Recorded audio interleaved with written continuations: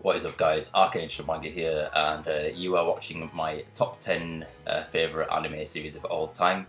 This is an upgrade from last year's list. I think it's a little bit over a year since I've done like a top anime series list. But yeah, this is basically the 2015 edition.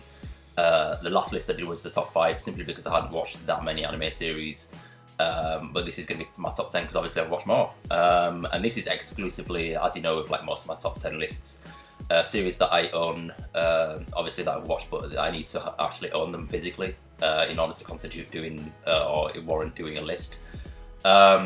So yeah, the upgraded version. So unfortunately, I'll be excluding series like Neon Genesis Evangelion, which is something I saw years ago, but I don't actually own. Even though that's one of my all-time favourite series. So yeah, let's go ahead and get started, shall we? So coming in at number 10, something that I'm actually currently watching, probably the newest addition to this list, and that's Ghost in the Shell Standalone Complex. I'm a big Ghost in the Shell fan ever since I watched the original film from '95. I love the whole cyberpunk, dystopian future setting. And Motoko Kusanagi is such an awesome heroine. In whatever iteration that she's in, she's always just exudes coolness, and that's one thing I really like about this series as well, because it focuses more on the characters. I haven't even finished this series yet. I'm on like episode 20, but I'm enjoying it so far, and so much so that it warrants getting a place on my top 10 list. Even though, just because it's at number 10 doesn't mean that it's a bad series, or not as good as any of the other ones on this list. But just because I haven't watched so much of it, and I don't really want to talk too much about the story or anything like that, because I want to review it. I thought it deserved a place on this list. So yeah, that's Ghost in the Shell Standalone Complex. This is the first season, coming out at 10. Fullmetal Alchemist Brotherhood is coming in at number 9. I've seen this entire series, I've read the manga, and I absolutely love the story, as well as the animation in this series as well. I believe it was Madhouse.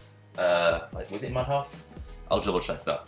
But it was just such an amazing series, and it's just adapted so well. No, it's Studio Bones that animated this. But yeah, a fantastic adaptation from the amazing manga. They did miss out a few parts, like the training session where Ed and Al go to the island to learn, basically what the fundamental principles of alchemy are. So there's a few gripes with this series, which is why it's so low on the list. But still an amazing series, amazing pacing, amazing characters. It did the manga so much justice, and I can't thank Studio Bones enough for doing a fantastic job with it. So yeah, that's Fullmetal Alchemist at number 9. At number 8, we have a series that I feel is vastly underappreciated, and that is Shigurui Death Frenzy. Unfortunately, this never got a continuation, and it does leave off with unresolved questions, and the story could have progressed so much further as it does in the manga. But the anime adaptation still is fantastic for its tension and its disturbing imagery, and for its character analysis as well. It's a 12-episode series about 2 samurai who are fated to kill each other in battle. I won't go too much into the story. I did do a review on this, but it's so intense. Every single episode is just packed full of tension and atmosphere, and that this is the kind of anime that you want to go into if you just want to be on the edge of your seat. With every single episode, and that's really how the last episode ends off as well. I mean, there's just no resolution. That's one thing that really kind of put me back about this series, and why I really urgently want an English translation officially of this manga, of the actual manga version, should I say. Or who knows, maybe Madhouse will pick this up again and do a second series, but that's highly unlikely, seeing as it's quite an old series now, and it hasn't got that popularity. So unfortunately, it's an incomplete series, but still definitely worth checking out if you're really into, deep character analysis, really gory imagery, and just totally tense atmosphere. So yeah, that's Shigurui Death Frenzy coming in at number 8.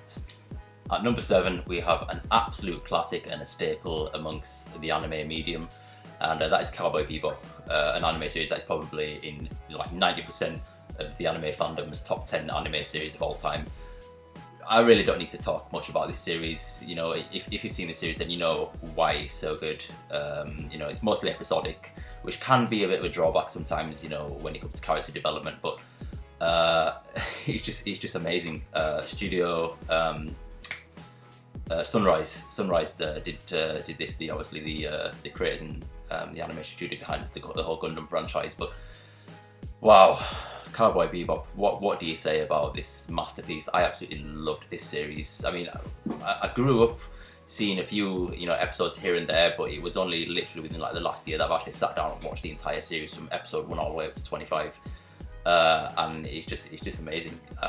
You know, you've got basically a team of space bounty hunters, you know, basically tracking down basically pirates, and it's just I can't recommend this series enough. I just absolutely loved it. You know, you got Spike Spiegel, who is basically a bounty hunter who used to work for the mafia.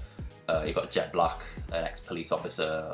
You've got the amnesiac Faye Valentine, the weird Ed, and the genius dog Ein, who just team up on the Bebop, which is their, you know, basically their ship, and just basically go on adventures around the galaxy. Well, not but around the solar system, should I say? It's not that big of a world, but yeah, it's all set within the solar system, and it's just got so much history and lore to be explored behind the scenes, you know, behind the surface of, you know, the main story, and it's just fantastic. I absolutely love this series so much.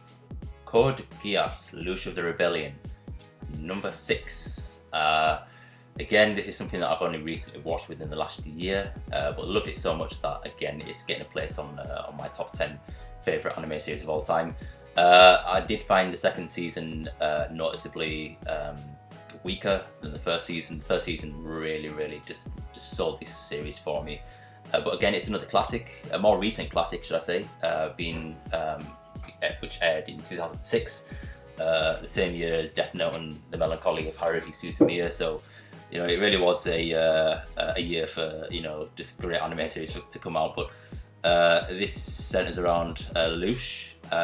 He's the Royal Prince of Britannia, and he basically hates his family. There's a lot of similarities between this and Death Note, where you basically slowly see the good guy become the villain of the series, and that's really one of these series. It's one of those series where you're rooting for the main character who is doing despicable acts, but you're also rooting for his nemesis, who's righteous, and obviously the nemesis is with Suzaku Kururugi, and it's just packed to the brim of awesome characters. You know, there's a fantastically amazing cast, even though there's absolutely loads of them, and, you know, loads of different names to remember. But it's a great series. If you haven't seen this already, you know, just get on it. It's again another series that's probably in 90% of the anime fandom's top 10, or at least near the top 10. But yeah, that's this series. It needs to be checked out. Coming in at number 5, we have Eden of the East, a series that's directed, screenplay, and its original concept by the director of the Ghost in the Shell standalone complex series, Kenji Kamiyama. I absolutely love this series. I'm actually going to be rewatching it because there's the original series, but then there's the 2 sequel movies as well that basically follow on the story. So I need to watch those, but the original series is absolutely fantastic. Obviously, it ends on a cliffhanger, which leads into the 2 movies, Paradise Lost, and I can't remember the name of the other one, but King of Eden. But I am going to be watching those. Basically, it's about a guy who wakes up with no memory, basically hardly any clothes, a gun, and a mobile phone that's got like just billions and billions of yen on it, and he's told he needs to spend that money to save the world, and he's got like a limited amount of time to do it. It basically goes on from there. It's just fantastic. I don't really remember much of the series because it's been actually quite a while since I've seen it. It's been about 2 years since I've seen it, but I will be re-watching it and probably doing an updated review of it. But I do know that I enjoyed it enough to put it this far up in my top 10 favorite anime series list, because it really does. It's so good. And I do particularly remember the opening for it as well. I remember that being a really fantastic opening.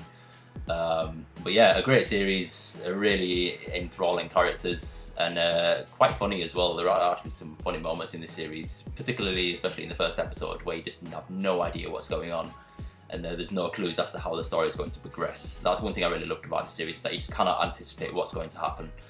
And I do remember being not necessarily confused, but wanting to know what's going to happen, because you literally, it's like being missed. You can't see past your nose with this series. You know, it's just shrouded in fog, and it's just so good, so good. And I'm probably saying that for every single anime series that's on this list, but hey, that's just what I'm going to be saying because they're all fantastic. But Eden of the East, check it out. Coming in at number 4, we have Noein, To Your Other Self. Quite possibly one of the most confusing series on this list in terms of its story, and it can come across as very convoluted, as it deals with a cross-dimensional war between Lacrima and Shangri-La, and this mysterious object known as the Dragon's Talk that can basically turn the tide of the war. So basically, yeah. And then centered around these is a bunch of like young high school kids, as is pretty standard for an anime. But one thing that's great about this series is that it mixes really high-end sci-fi ideals with a slice of life, because there are a lot of episodes and a lot of times in this series where it just deals with like the characters, and you just get to know them on a really personal level, which really helps you to invest in them. So then when the action scenes and the wars do commence, you really do feel a sense of attachment for the characters, and that's one thing that's amazing about this series. And you know, it's been so long since I've seen it, but it's one of the most memorable series I've ever seen.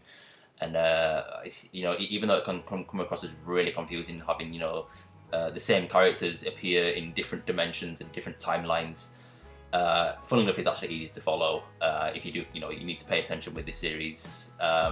It's just.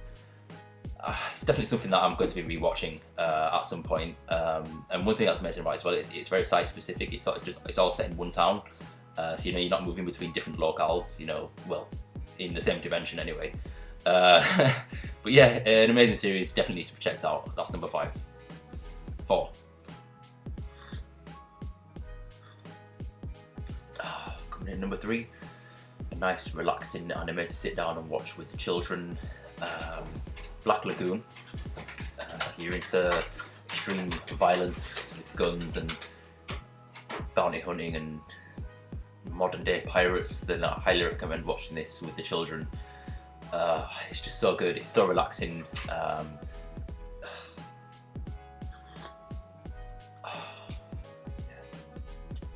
It's good to watch when you're drinking tea as well. That's number 3, Black Lagoon.